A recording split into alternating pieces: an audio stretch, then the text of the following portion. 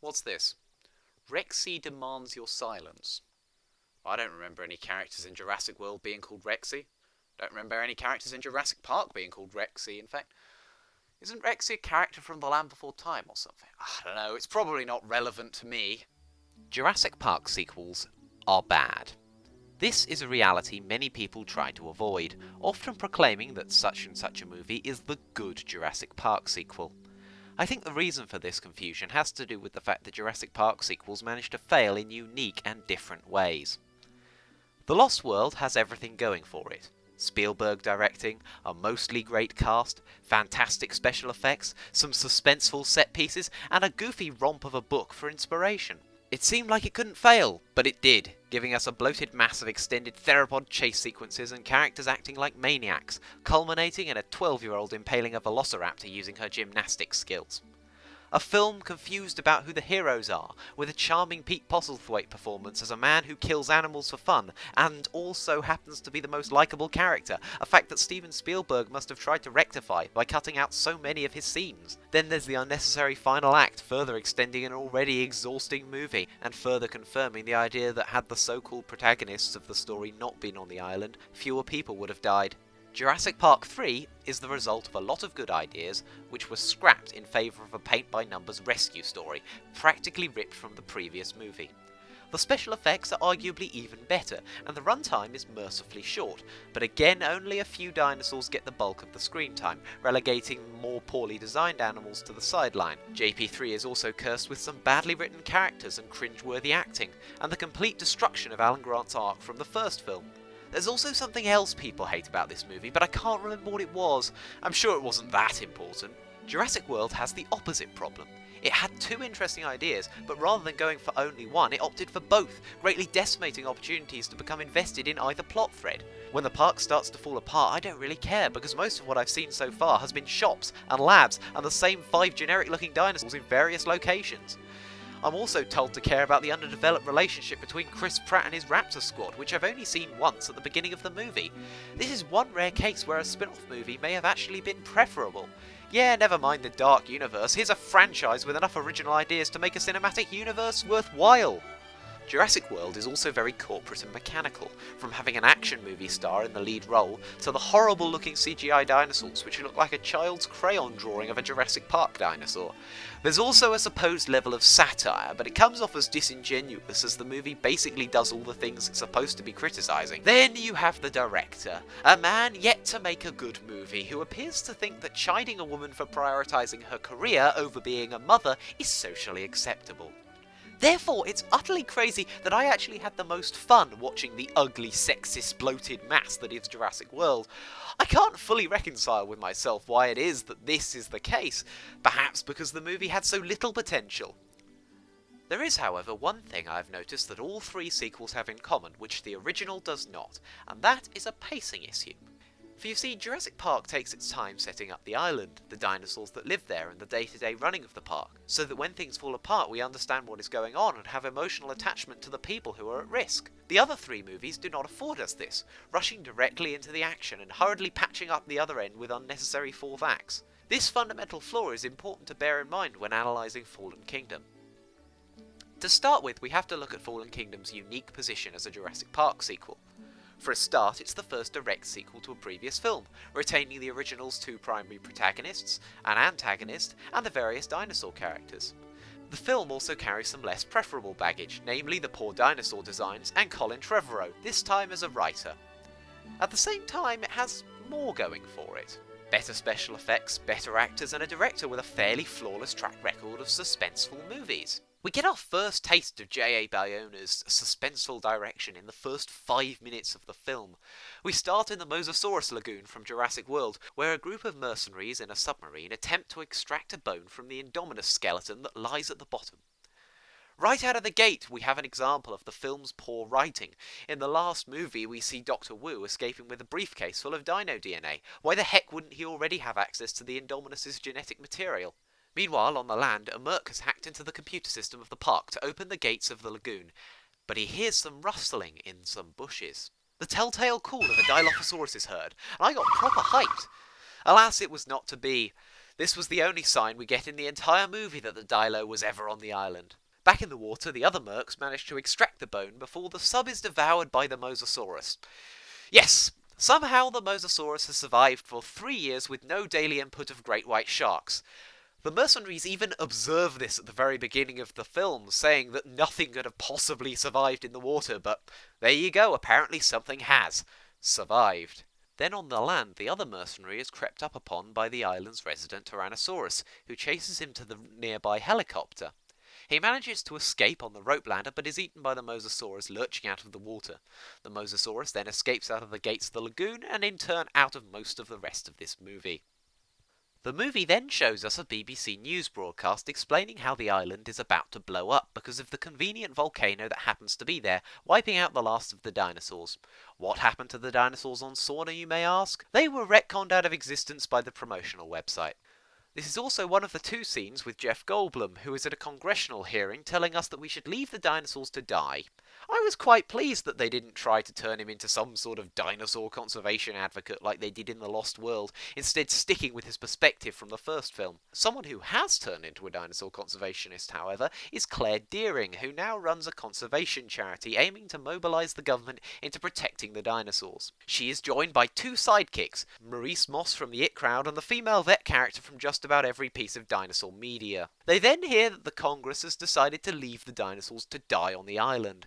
There's also this really weird undertone of the Congress people suggesting that the volcanic eruption is an act of God, as if to further imply that they are completely out of touch. However, at the same time, you have Ian Malcolm, who is supposed to be woke AF, saying basically the exact same thing but replacing God with nature. Seems rather hypocritical to me. That very next moment, Claire gets invited to the Lockwood estate in California to talk about how to save the dinosaurs. Benjamin Lockwood is a character retconned into existence for the purposes of this film and represents John Hammond's former work partner. It has been noted that the novels contained an extremely similar character named Norman Atherton, although Norman had already died before the events of the novel took place. I don't know why they didn't just use the same name from the novels. It would have been a nice nod for the people who'd actually read them. Lockwood is also dying in this film, and he wants his last act to be the preservation of the surviving dinosaurs by moving them to a new island called Isla Jurassic World Evolution DLC. He says it's what John Alfred Hammond would have wanted, which he did at the end of The Lost World, but allegedly he asked Masrani to reconstruct the park on his deathbed. The franchise seems about as certain on Hammond's motivations as they do on his middle name. We are also introduced to Eli Mills, the Peter Ludlow to Lockwood's Hammond. Mills is an American played by English actor Rafe Spall. Lockwood is an Englishman played by American actor James Cromwell. Lockwood also has an English housekeeper played by Geraldine Chaplin, born in America, who was brought in so Bryce Dallas Howard wouldn't be the only actress somewhat overshadowed by their father.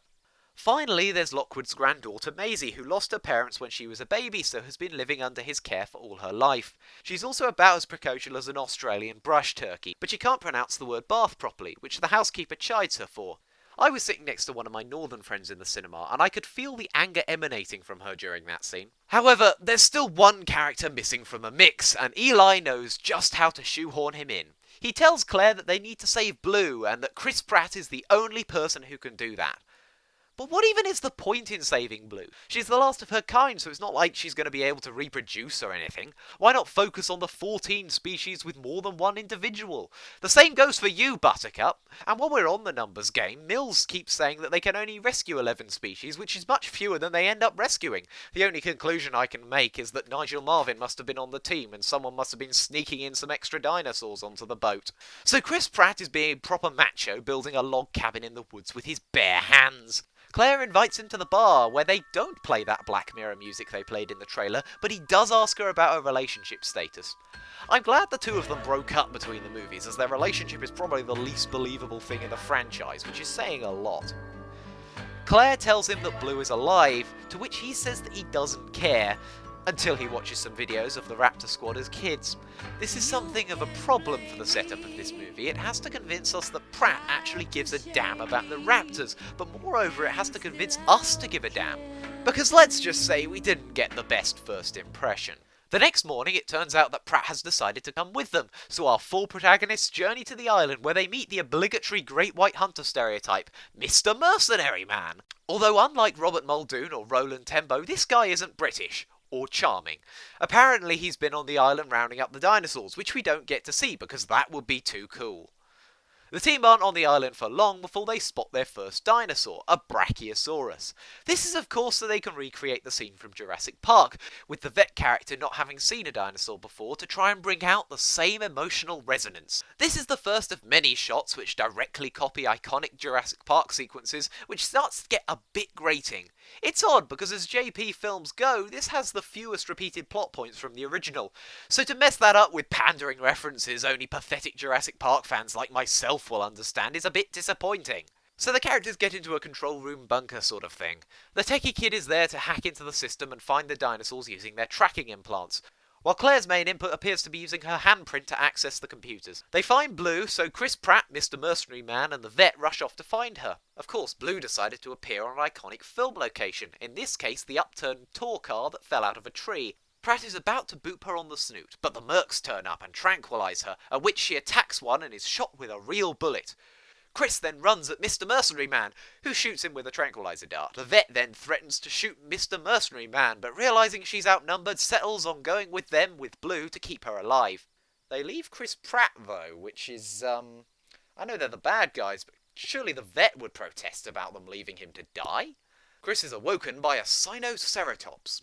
The Sinoceratops is a particularly poorly designed dinosaur, although most people don't notice because it's not a feathered dinosaur, and when they do, it's the holes in the frill they point to, rather than the utterly horrific feet, with an unnecessary dew claw to complement the elephantine toes. There also seems to be only one Sinoceratops. Either that, or they all have exactly the same damaged front horn. Now, I suppose I should be giving credit to the filmmakers for using Sinoceratops, if it wasn't for the fact that it was originally supposed to be a Pachyrhinosaurus, and then they had to change the name in post-production because the designers screwed up. The Sinoceratops wanders off, and a heavily drugged Chris Pratt tries to roll away from the incredibly slow flow of lava. I think it's called basaltic lava? The lava is really bad CGI, so much worse than the dinosaurs, actually. I think the basaltic lava is supposed to be quite slow, but I'm no expert. He may already be toast. However, we're yet to see the real volcanological sins. Meanwhile, the mercs lock Claire and the IT guy in the bunker thing, so they use the system to open another door to escape. However, this just lets in a baryonyx. This is also not a great design. The mouth is too wide, the arms are too short, and it really hurts the use of baryonyx in this film.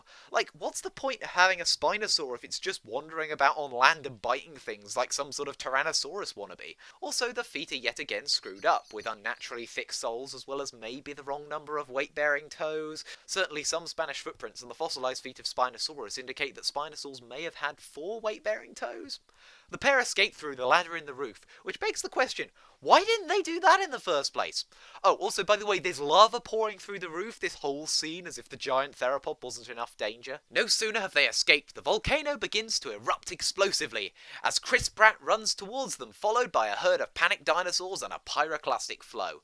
Now, I'm no volcanologist, but if I recall GCSE geography, there are shield volcanoes that produce lava flows like the one seen earlier, and composite cone volcanoes which erupt explosively and produce pyroclastic flows. This volcano seems to want to have its cake and explode it. Also, there is no way any of them would be able to outrun a pyroclastic flow. Even if they did, the volcanic ash would slice up their insides. Point is, they should all be dead. They hide behind a pile of logs that are probably the ones that Grant and the kids hid behind in the first film, and find a gyrosphere which Claire and the tech support kid get inside of, but Chris doesn't as a Carnotaurus shows up. Now, you've all seen the trailers, so you know exactly what's going to happen. So the Carnotaurus runs up, but he's stopped by the Sinoceratops! The Carnotaurus is actually really nicely designed, definitely one of the best new dinosaurs if a bit large. The Carnotaurus was also built for running down ornithopods rather than dueling with ceratopsians like a T-Rex would have been. Anyway, the Sinoceratops taps out and continues on its way. It's now that the Tyrannosaurus appears out of nowhere to finally bring down the Carnotaurus. I don't know if every dinosaur on this island has it out for Carnotaurus or something, but there you go. The T-Rex knocks the gyrosphere, causing it to roll forward. Then it is accosted by an Allosaurus, who gets instantly obliterated by a volcanic rock a moment later.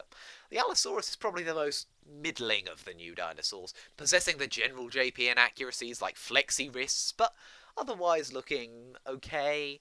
Finally, the gyrosphere falls over the edge of the cliff with the dinosaurs. We then get a somewhat suspenseful scene of the characters trying to escape the gyrosphere as it slowly fills with water. I actually held my breath during that scene, and to be fair, they didn't hold their breaths for an unreasonably long length of time, so props for that. In fact, I'm impressed that the whole escaping the volcano scene was as short as it was. The first trailer almost implied that it would be the bulk of the movie. The whole of the first act seems notably quick-paced, which is preferable to the slogs that were The Lost World and Jurassic World, but it's also a shame we didn't get to see much actual dinosaur wrangling, and that the obvious bad guys were revealed as obvious bad guys so early on. The next scene is one of the most hilarious with how implausible it all looks, which is of course the loading of the dinosaurs onto the boat. Particularly of note is the baryonyx we see swinging on a rope hung from a helicopter and snapping at the people below it. We also see the Tyrannosaurus, which was somehow rescued before the pyroclastic flow got to it. The Tyrannosaurus is in a transportation crate that looks exactly like the one from The Lost World, because reference. There's also a bit with a Gallimimus, which was nice because we actually got to appreciate the size of the animal. And then there's a Parasaurolophus in one of the cages, which was a surprise, to be sure, but a welcome one. The one big criticism I have of this scene is the Stegosaurus. You thought the tail dragger of the last movie was bad? Well, in this one we got a Stegosaurus without a beak. But even weirder, the CGI Stegosaurus we see in the cage does have one. So clearly the animatronic team and the CGI team weren't very communicative. Not only that, but we see Mr. Mercenary Man remove a tooth from the Stegosaurus for his collection, because he's a bad guy, but the tooth doesn't look anything like a Stegosaurus tooth. Also, there's a scene at this point where Mr. Mercenary Man calls the vet such a nasty woman. Which is odd, because I always thought Trevorrow and Trump had a lot in common with their gender politics. The Mercs begin to get everything on the boat, but for some reason they leave a truck on the pier with a key still in the ignition, so the trio manage to sneak aboard. Oh, did I say snake? I meant drive at full speed and make it at the last second, and yet no one stops to check the vehicle. As they watch the island go up in flames, a lone Brachiosaurus is seen calling out. As far as I know, the Brachs were the only dinosaurs not rescued from the island, which is dumb given they would have actually been able to breed, although, to be fair, I don't think breeding is on the mind of the people who actually captured them. Now, this somber moment was kind of spoiled by the Brachiosaurus rearing up onto its back legs exactly like in Jurassic Park before it's engulfed in ash. I was sitting in the cinema and the two friends to my left were getting properly emotional, and then I was trying to control my laughter at how preposterous the referencing in this film was. This is what you did to me, filmmakers. I look like a weirdo thanks to you. Well, I think I'm going to call it a day on this video. It's already the longest on my channel, and the Jurassic World Evolution update is beckoning. I'll probably have the second half up this time next week, and in the meantime I'd recommend going to see the film, so you don't have the second half spoiled for you. I hope you enjoyed the video, and see you next week.